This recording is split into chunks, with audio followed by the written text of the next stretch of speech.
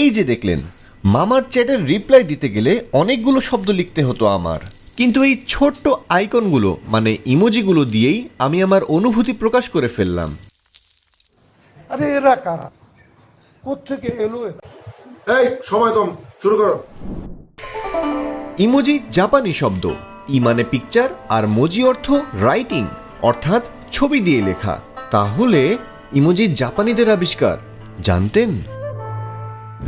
ইন্টারনেটে প্রতিদিন 6 বিলিয়নের বেশি ইমোজি দিয়ে কথা বলে যাচ্ছে নেটিজেনরা। ইমোজিকে বলা হয় সবচেয়ে দ্রুত ছড়িয়ে পড়া গ্লোবাল ল্যাঙ্গুয়েজ। ঠিক কিনা? ঠিক ঠিক। ইমোজি আসলে ইমোটিকন, আর জাপানিজ স্টাইল অফ ইমোটিকন যাকে কামোজি বলে তার বংশধর। প্রথম ইমোটিকন ব্যবহার করে নিউ ইয়র্ক টাইমস। 1862 সালে মার্কিন প্রেসিডেন্ট অ্যাব্রাহাম লিঙ্কনের একটি ভাষণ ছাপা হয় এই পেপারে, যেখানে তারা একটি ইমোটিকন ব্যবহার করে। তবে সেটা প্রিন্টিং মিস্টেক ছিল কিনা এ নিয়ে সন্দেহ আছে। এগুলো এডিটিং করা যায় ভাই। 1881 সালে মার্কিন স্যাটায়ার ম্যাগাজিন পাক টাইপোগ্রাফি আর্ট নিয়ে একটি আর্টিকেল ছাপে, যেখানে তারা বর্ণমালা ও জ্যোতিচিহ্ন দিয়ে জয়, মেলাঙ্কলি, ইনডিফারেন্স, অ্যাস্টনিশমেন্ট এই 4টি শব্দ না লিখেই শব্দগুলোর ভাব প্রকাশ করে দেখায়। জ্যোৎস্না বিষয়টা? 1982 সালে আমেরিকার কম্পিউটার বিজ্ঞানী স্কট ফ্যালম্যান প্রথম ডিজিটাল ইমোটিকন ব্যবহার করেন। তাহলে তুমি সেই বালক? আগে আমি নিজে বলতে চাই না। তিনি দেখান লেখার মধ্যে কিভাবে ইমোটিকন দিয়ে খুব সহজে অনুভূতি প্রকাশ করা সম্ভব।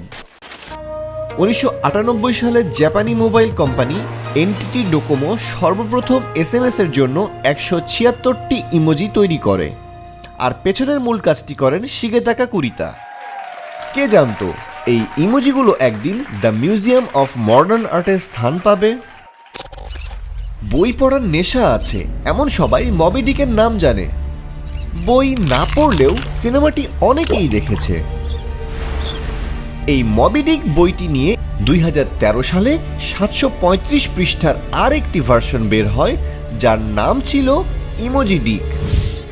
ভিন্ন ভিন্ন গায়ের রং, ধর্মবিশ্বাস, ব্যক্তিগত রুচি, অভিরুচি ইমোজের দুনিয়ায় ঢুকে পড়ে 2015 সালে। শুরুতে তোপের মুখে পড়লেও এখনও বহাল তবিয়তে টিকে আছে এই ইমোজিগুলো। Face with tears of joy. 2015 সালে এই ইমোজিটি অক্সফোর্ড ডিকশনারির ওয়ার্ড অফ দ্য ইয়ার হিসেবে সিলেক্টেড হয়। 2017 সালে টেক জায়ান্ট অ্যাপল জানায় এই ইমোজিটি অ্যাপলে সবচেয়ে বেশিবার ব্যবহার হওয়া ইমোজি। আগ্নেয়াস্ত্র একটি মারণাস্ত্র, একটি ভয়ঙ্কর ব্যাপার।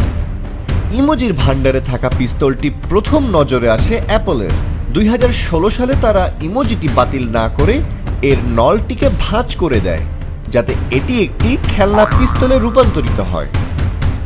2017 সালে ফেসবুক জানায় প্রতিদিন 60 মিলিয়ন ইমোজি ব্যবহার করে ইউজাররা, আর মেসেঞ্জারে প্রতিদিন 5 বিলিয়ন ইমোজি। দ্য ইমোজি সিনেমাটি মুক্তি পায় 2017 সালে।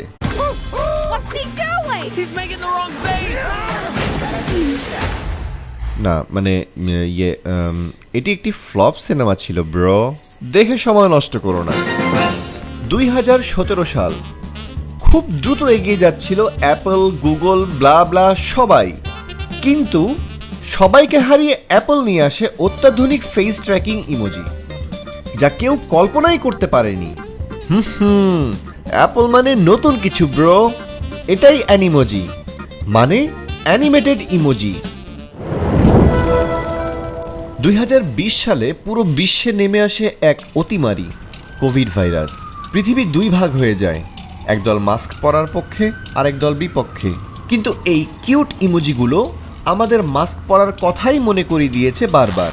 ব্রো, ইমোজিকে ভালোভাবে চিনতে চাও, বুঝতে চাও, জানতে চাও? চলে যাও emojipedia.com এই সাইটে।